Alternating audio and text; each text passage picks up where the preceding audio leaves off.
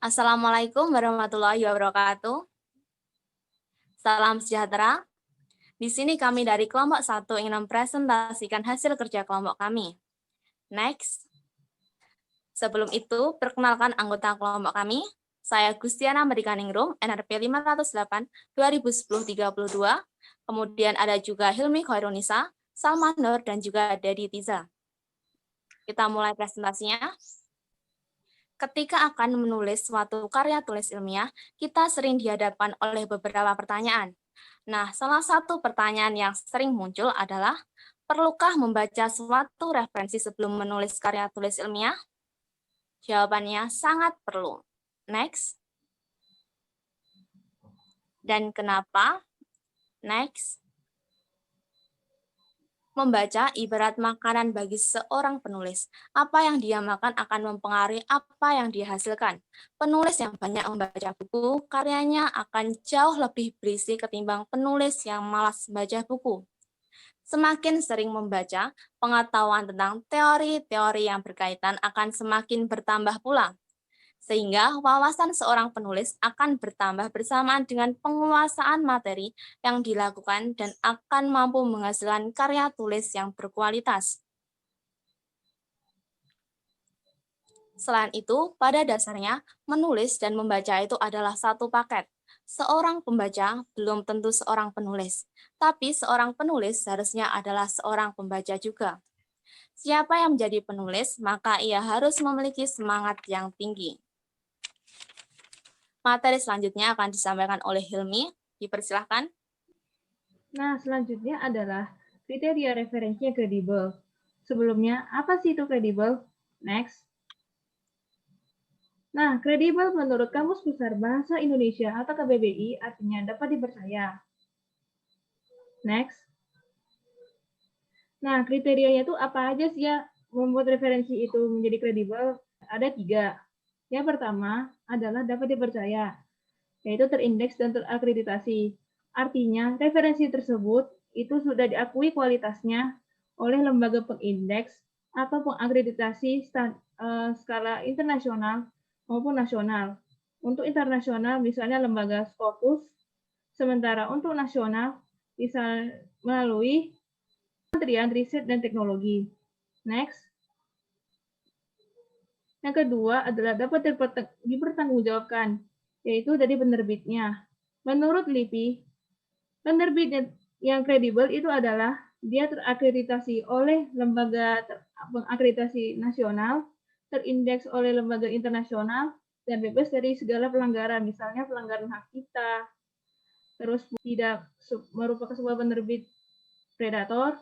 Selain itu, penerbit itu memiliki kontak yang dapat dihubungi, misalnya nomor telepon atau email, dan memiliki alamat yang pasti. Next.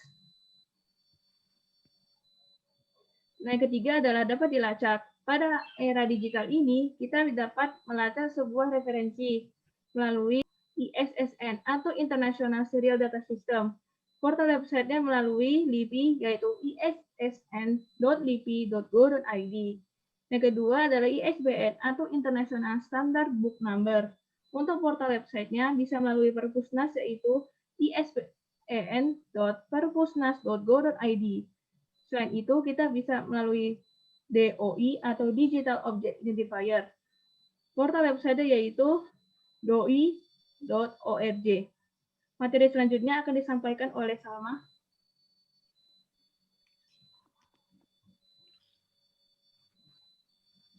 Halo, perkenalkan, nama saya Salma Nur Alifiarta, NRP 50082010114. Materi selanjutnya akan saya bawakan adalah cara menemukan referensi yang kredibel secara daring.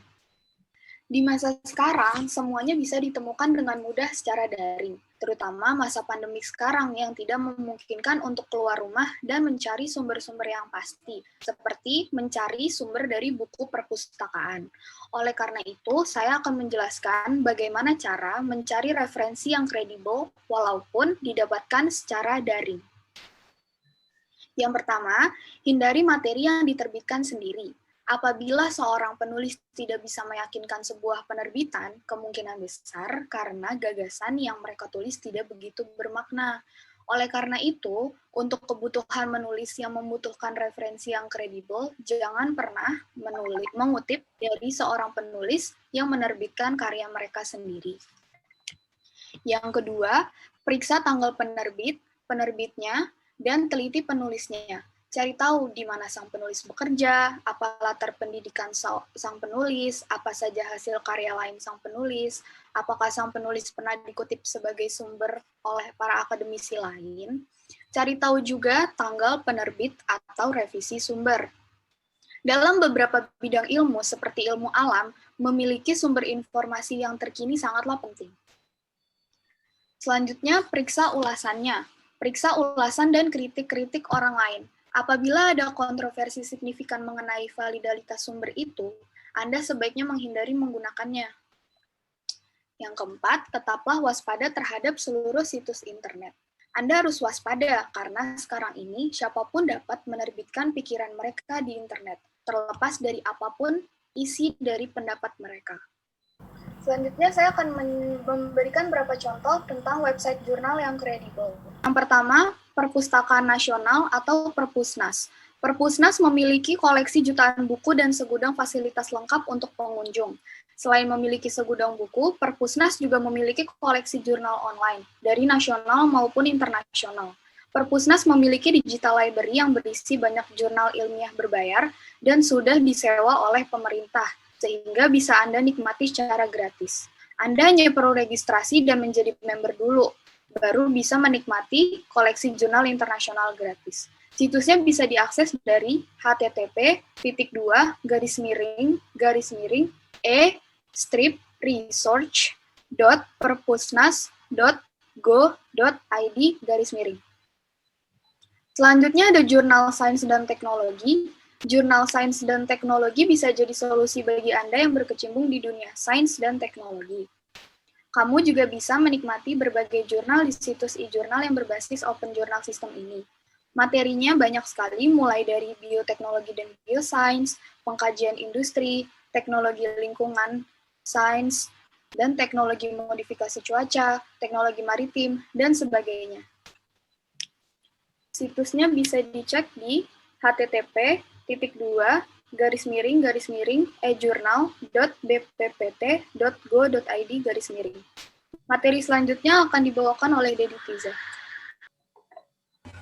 Assalamualaikum warahmatullahi wabarakatuh. Perkenalkan, nama saya Dedi Tiza.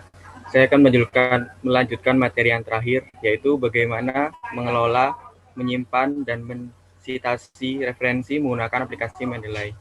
Yang pertama harus kita siapkan adalah kita harus memiliki aplikasinya terlebih dahulu.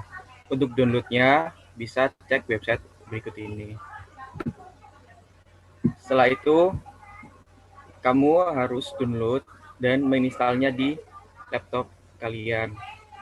Setelah itu, jika kamu sudah memiliki akunnya, silakan sign in. Jika belum, daftar dulu ya. Nah, setelah kalian daftar, kalian baru bisa menikmati aplikasi Mendeley ini. Berikut, mari kita belajar bagaimana cara menyimpan referensi menggunakan aplikasi Mendeley. Pertama, kita klik tombol segitiga terbalik. Di sini ada 4 cara. Add files adalah cara menambahkan referensi menggunakan files. Untuk folder, menggunakan folder, dan watch folder, kita melihat foldernya dulu, baru kita bisa menambahkannya referensi ke Mendeley. Yang keempat adalah add entry manually, itu adalah cara manualnya. Mari kita coba yang otomatis. Add files akan masuk di library kita. Sebelumnya saya sudah mendownload beberapa jurnal. Saya ambil contoh jurnal fisika 2. Open. Nah, tunggu sampai full, kita sinkron.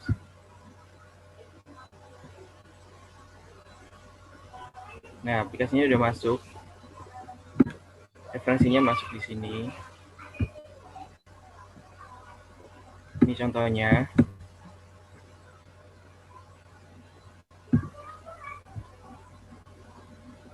Nah, ini bisa kita buka contoh PDF-nya.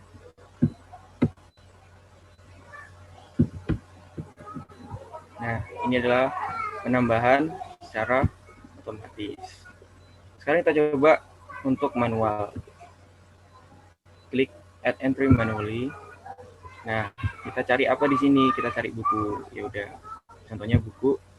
Nah, kita bisa masukin penulisnya siapa, tahunnya kapan, berapa halaman, kota, semuanya kita bisa isi secara lengkap. Baru kita save. Nah, ini akan otomatis connection ke Mendeley Web. Kita coba buka Mendeley Web-nya.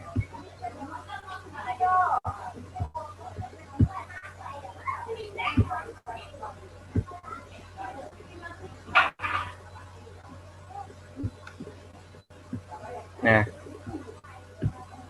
ini adalah contoh Mendeley Web-nya. Coba kita tambahkan jurnal secara manual ya. Kita coba cari mengenai coronavirus.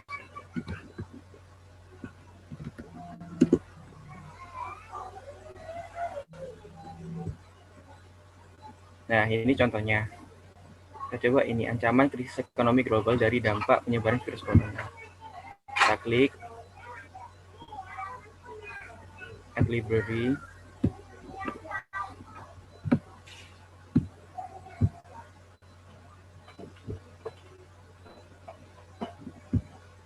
Kebijakan pemberlakuan lockdown. Nah, setelah kita ini, kita coba library kita. Coba kita cek.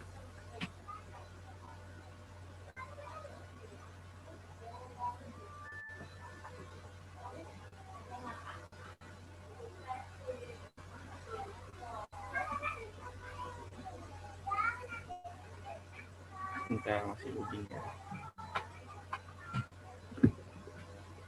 Nah, ini sudah masuk kebijakan pelakuan lockdown sebagai antisipasi.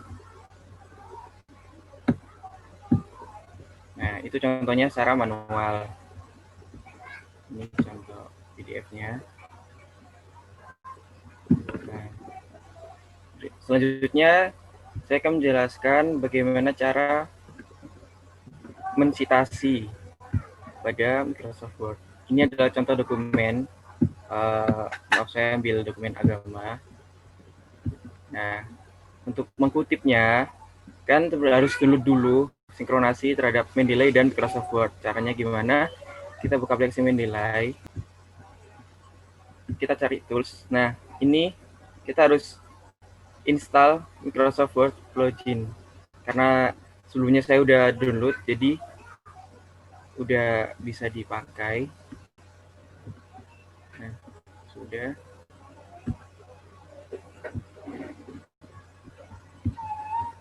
Ini contohnya dokumen. Untuk mengutipnya, kita insert citation, go to Mendeley. Nah, misalkan saya mau mengutip masalah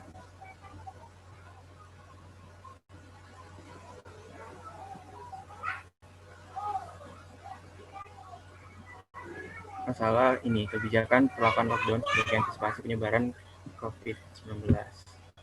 Nah, udah. Terus kita klik tombol ini, ketik 2. Dia akan otomatis muncul. Ini contohnya. Dan ini stylenya bisa kita ubah-ubah. Kita klik di sini, kita tinggal pilih mau yang mana, tergantung. Dia bisa berubah secara otomatis.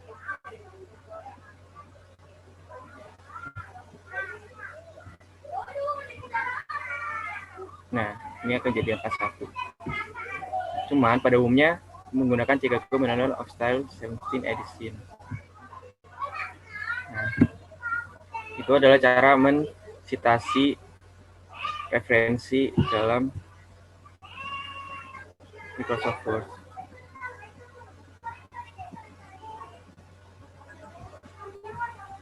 Oke, sekian dari saya.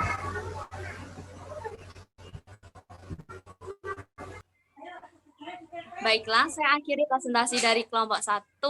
Apabila ada kurangnya kami mohon maaf dan terima kasih atas perhatiannya.